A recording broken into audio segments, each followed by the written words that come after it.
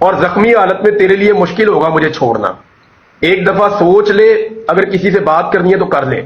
تو آدھے گھنٹے بعد واپس آیا, اس نے کہا جی عمران بھائی ٹھیک ہے, آپ داڑھی ہم نہیں کاٹ رہے آپ کی, لیکن آپ کو ایک ہماری طرف سے ریکویسٹ ہے کہ آپ یہ شلوار قمیض پہن لیں.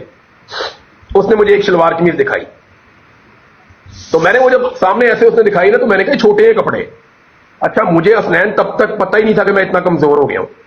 میں نے وہ نظروں سے کپڑے دیکھے نا سامنے, میں نے کہا چھوٹے کپڑے ہیں, انہیں کپڑے پہنے ہیں نا. میں ان کو دھوتا تھا پھر پہنتا تھا, دھوتا تھا وہیں پہ اندر ہی وہ نلکا تھا, وہ اس کے ساتھ وہ پائپ ایک آتا تھا, اس کے ساتھ میں وہ بوتل بھر کے نا, تو اس کے ساتھ میں دھوتا تھا. وہ کپڑے میں نے سنبھال کے رکھے ہوئے اپنے پاس, میرے پاس ہے وہ کپڑے. وہ جوتا بھی میرے پاس ہے, جو جوتا وہاں پہ میں جب گرفتار ہوا تھا, تو جس جوتے میں گرفتار ہوا تھا وہ بھی میرے پاس ہے. تو میں نے جی وہ کپڑے میں نے کہا جی یہ میں ساتھ لے کر جاؤں گا, ایک شرط ہے.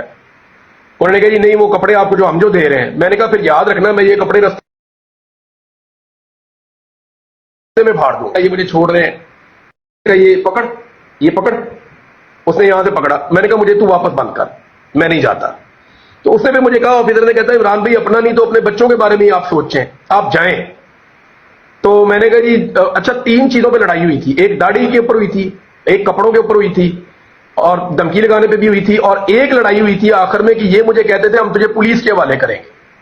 جو ISI کا آفیسر تھا وہ یہ کہتا تھا, یہ وہی بندہ تھا وہ جو آغا شیخ کے گھر نہیں گیا تھا, ہمارا جو شیخ ہے, اس کے دروازے کے اوپر جو بندہ نہیں کھڑا تھا ماسک پہن کے گھنگرو بالوں والا, ٹوپی والا, یہ وہی بندہ تھا جس نے مجھے ریلیز کیا تھا سیالکوٹ میں.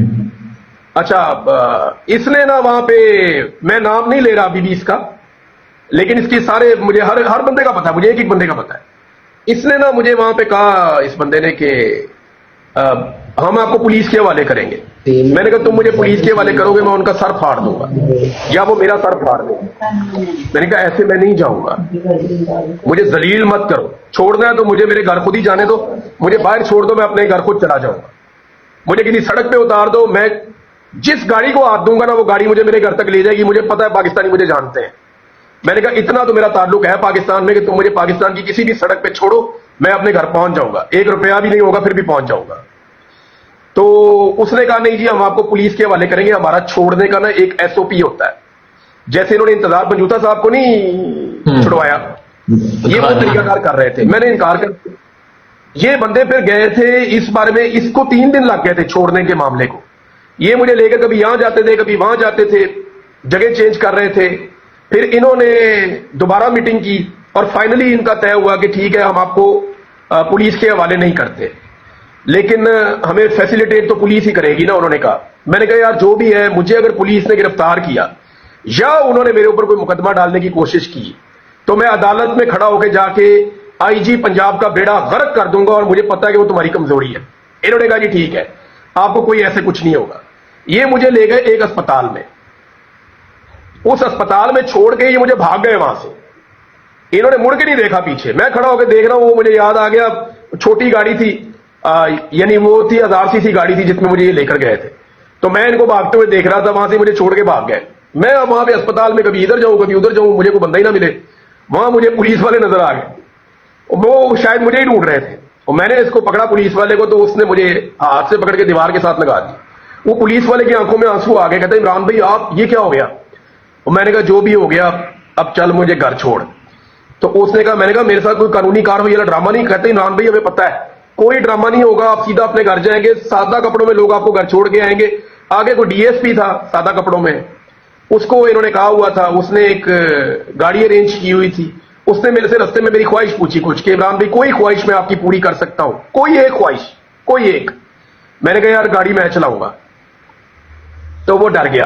اب میں دیکھیں اتنے عرصے بعد باہر نکلا تھا, میں کھلی سڑک دیکھ رہا تھا, آسمان سامنے گاڑی تھی, مجھے ڈرائیونگ کا ویسے بھی شوق ہے. وہ ڈر گیا. اس نے کہا عمران بھائی میرے بچے ہیں تو اب آپ آگے چلیں ابھی. پھر انہوں نے مجھے کہا جی کو پیپر سائن کروانا. میں نے کہا جی وہ تو میں نہیں کرتا. تو انہوں نے کہا جی ٹھیک ہے کوئی بات نہیں. وہ پھر آفیسر میرے ساتھ باتیں کرتا رہا, پھر مجھے وہ میرے گھر چھوڑ آیا. یعنی اس طرح میں جب رہا ہو کے اپنے گھر پہنچا تو وہ اس طریقے سے تھا سارا ایپیسوڈ. تو داڑھی میں نے ان سے نہیں کٹوائی کیونکہ میں نے 2023 میں جب حج کرنا تھا تو میں نے نیت کی ہوئی تھی کہ حج کے بعد میں داڑھی رکھ لوں گا. تو میرا حج تو ہوا نہیں, تو داڑھی میری رکھی گئی. تو میں نے سوچا کہ یا اللہ اگر یہ داڑھی اب رکھی گئی ہے تو یہ ریئیکشن ہے, میرے سر کے بال بھی زیادہ وائٹ ہو گئے، حالانکہ پہلے بھی تھے، میں کبھی کبھی وہ ڈائی کروا لیتا تھا، لیکن اتنے زیادہ نہیں تھے جتنے یہ ہو گئے تھے داڑھی کے اور سر کے بال۔ لیکن پھر میں نے کہا اب کنٹینیو کرتے ہیں، داڑھی اب میں نہیں کاٹوں گا۔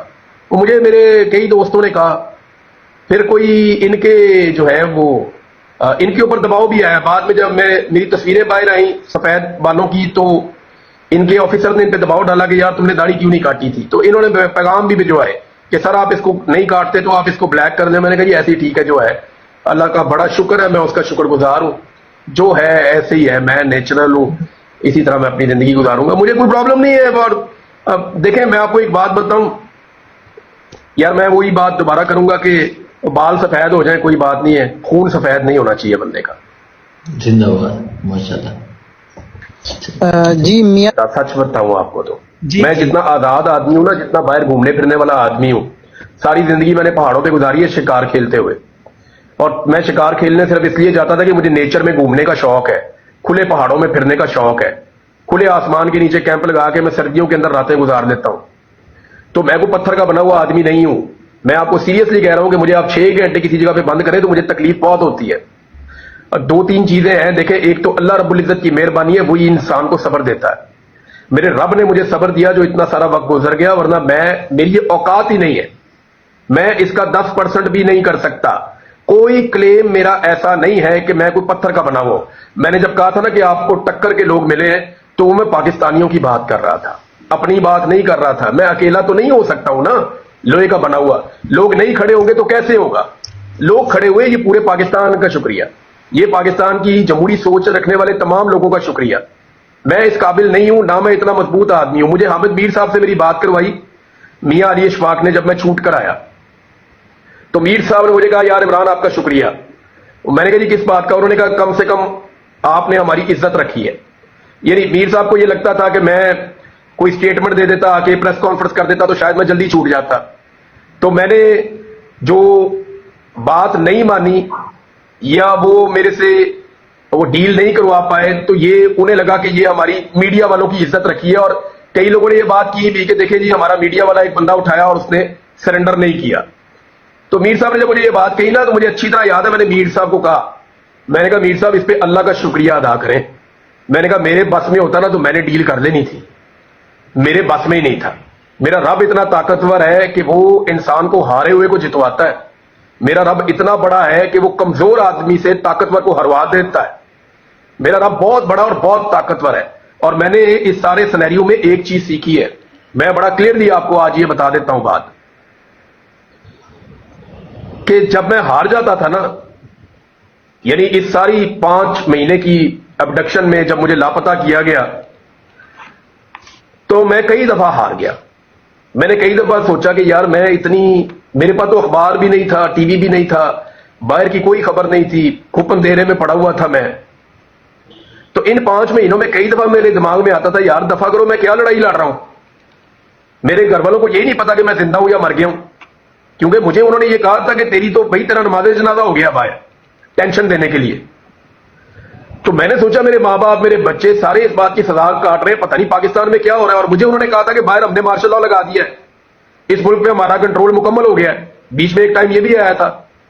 تو دیکھیں نا، جب آپ ایک قید کاٹ رہے ہیں جس کا مقصد کوئی نہیں ہے، باہر مارشل لا لگ چکا ہے، سارے کے سارے لوگ جو ہیں وہ اب جمہوریت کا کوئی نام بھی نہیں لے سکتا، اور آپ اکیلے پڑے ہوئے مارے بھی کھا رہے ہیں۔ اور مقصد کیا ہے آپ کا؟ کہ اب کوئی مقصد پورا ہی نہیں ہو سکتا، آپ کے بچے اور آپ کی فیملی ویسے ہی وہ سفر کر رہی ہے۔ تو میرے دماغ میں کئی دفعہ آیا کہ یار میں جو یہ کہتے ہیں نا مان لیتا ہوں، جو یہ کہتے ہیں مان لیتا ہوں۔ یہ ایک دفعہ نہیں، کئی دفعہ میرے دماغ میں آیا کہ جو یہ کہتے ہیں وہ مان لیتا ہوں، یار بناؤ ویڈیو۔ بالکل جب 11th آور آتا تھا نا، جب کبھی بھی میں ٹوٹ جاتا تھا، یہ میرے پاس پہنچتے تھے، میرا رب مجھے پھر کھڑا کر دیتا تھا۔ یعنی میں 5 دن یہ سوچتا رہا کہ یار اب جب یہ آئیں گے نا تو میں انہیں کہوں گا بنوا لو جو بنوانا ہے۔ اور 6 دن جس دن انہوں نے آنا تھا نا، اسی دن میرے اللہ تعالیٰ نے مجھے کھڑا کر دیا، اور میں نے کہا جی میں نے جھوٹی گواہی نہیں دینی۔ اب ہو سکتا ہے وہ پچھلے 5 دنوں میں ہی آتے تو میں دے دیتا جھوٹی گواہی، یا ہو سکتا ہے اس دن بھی اگر یہ آتے تو میرا رب مجھے کھڑا کر دیتا۔ تو یہ یاد رکھیے گا کہ آپ کی ہر کامیابی کے پیچھے، یا اللہ رب العزت نے آپ کو جو عزت دی ہے اس کے پیچھے وہ اللہ رب العزت ہے۔ نبی اکرم صلی اللہ علیہ وآلہ وسلم نے، ایک بہت چھوٹی عمر کے صحابی تھے، وہ آپ صلی اللہ علیہ وآلہ وسلم کے پیچھے اونٹ پہ سوار تھے۔ تو آپ نے انہیں کہا لڑکے میری بات سنو غور سے, اور آپ صلی اللہ علیہ وآلہ وسلم نے فرمایا کہ ساری دنیا چاہ کر بھی تیرا نقصان کرنا چاہے نا تو وہ نہیں کر سکتی اگر تیرا رب نہ چاہے, اور ساری دنیا چاہ کر بھی تیرا فائدہ کرنا چاہے نا تو نہیں کر سکتی اگر تیرا رب نہ چاہے.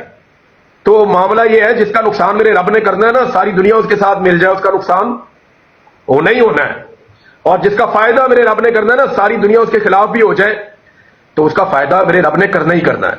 تو اٹس آل اباؤٹ ہمارے اللہ آل مائٹی کی طرف سے. یہ سوچنا بند کر دیں کہ کوئی آدمی پتھر کا بنا ہوا ہو سکتا ہے. ہو سکتا ہے کسی وقت عمران خان کو بھی کوئی ایسا فیصلہ کرنا پڑ جائے کہ جو آپ ایکسپیکٹ نہیں کر رہے, تو اس وقت آپ لوگوں کو یعنی یہ نہیں ہونا چاہیے کہ بالکل ہی ہر طرف مایوسی اور یہ اور وہ ہو جائے. ہیومن بینگز ہے یار, سارے کے سارے انسان ہیں. یہاں پہ بہت سارے لوگ ہیں جو پاکستان چھوڑ کے باہر گئے ہوئے ہیں, وہ باہر دیار غیر میں رہ رہے ہیں. کیا وہ خوشی خوشی گئے ہیں؟ ابھی یہ جس کا فوجی کا آپ نام لے رہے تھے راجہ صاحب کا, کیا یہ لوگ پاکستان سے خوش خوش باہر نکلے ہوں گے؟ وہ بیچارے جان بچا کے نسے نے سارے سے سارے اپنی اپنی جانیں بچا کے گئے ہوئے نا سارے. یہ جتنے جرنلسٹ گئے ہوئے ہیں, چاہے وہ وجاہت ہے, چاہے وہ محیط پیرزادہ ہے, چاہے وہ احمد نورانی ہے, چاہے وہ شاہد اسلم ہے, چاہے وہ صابر بھائی ابھی آپ کے ساتھ بیٹھے ہوئے تھے وہ ہیں, یا اور صحافی بھی ہیں کافی سارے. تو یہ سارے کو خوشی خوشی تو پاکستان سے باہر نہیں گئے ہوئے. یہ سارے لوگ بھی تو دیکھیں نا, باہر جا کے وہ کچھ نہ کچھ تو کوئی نہ کوئی تو قربانی سب لوگ دے رہے ہیں. تو یہ ہر ایک کی نا اپنی کیپیسٹی ہوتی ہے, اور میں آج آپ کو ایک چیز لکھ کر دے سکتا ہے, یہ میں آپ کو بتا رہا ہوں کیونکہ میں نے جیل بھی کاٹی ہے. مجھے انہوں نے 1 مہینہ جیل میں رکھا, مجھے اس 1 مہینے کا 1 منٹ بھی آج تک یاد نہیں ہے. مجھے لگا بس میں گیا ہوں اور شغل میں ٹائم ختم ہو گیا. میں جیل میں اخبار پڑھتا تھا, صبح اٹھ کے باہر مجھے نکالتے تھے چھوٹی سی جگہ پہ, ادھر میں واک کرتا تھا, میں نماز پڑھتا تھا, اور کبھی کبھی کوئی قیدی مل جاتا تھا اس سے باتیں کر لیتا تھا. تو میرا بڑا زبردست ٹائم گزرا جیل کے اندر. حالانکہ میں کہتا تھا باقی قیدیوں کو چھوڑو میرے پہ, ادھر لے کے آؤ میں ان سے باتیں کروں, تو مجھے اکیلا رکھتے تھے زیادہ تر. تو ساتھ آگے ایک بیرک کے اندر نا محمود الرشید صاحب بند تھے, تو میں اونچی اونچی آواز میں نا محمود الرشید صاحب سے باتیں کرتا تھا, بہت اونچی میں بولتا تھا. تو وہ مجھے انہوں نے کہا کہ یار جیل سے سختی ہوتی ہے, مصیبت بڑھ جائے گی کوئی, تین تو ڈر ہی نہیں لگتا وہ مجھے. لیکن محمود رشید صاحب کی کو بیمار تھے ان دنوں بہت, تو کبھی کبھی ان کی آواز آتی تھی مجھے نا. وہ مجھے 1-2 دفعہ انہوں نے بسکٹ کھانے کے لیے بھیجے, ایک دفعہ انہوں نے کوئی چیز بنائی وہیں پہ جیل کے اندر, تو وہ بھی محمود رشید صاحب نے کسی قیدی کے تھرو میرے پاس بھیجی کہ یہ عمران ریاض کو دو, وہ کھا لے گا. تو جیل کا تو مجھے پتہ ہی نہیں چلا کہ مہینہ کیسے گزر گیا. لیکن جو میں اغوا رہا ہوں نا جبری طور پہ لاپتہ, اس کا 1 منٹ بھاری تھا, مجھے آج بھی یاد ہے. تو جو لوگ لاپتہ ہو جاتے ہیں نا, ان کے بارے میں آپ ان کو کمپیئر ہی نہیں کر سکتے. آپ اگر کوئی لاپتہ آدمی باہر آ کے کوئی بھی سٹیٹمنٹ دے تو آپ اس کو, یعنی میں فاروق حبیب کے لیے بھی, آپ لوگ سب نفرت کرتے ہوں گے فاروق حبیب سے, آپ لوگ سب اس کو برا کہتے ہوں گے, لیکن بھائی وہ لاپتہ ہوا تھا.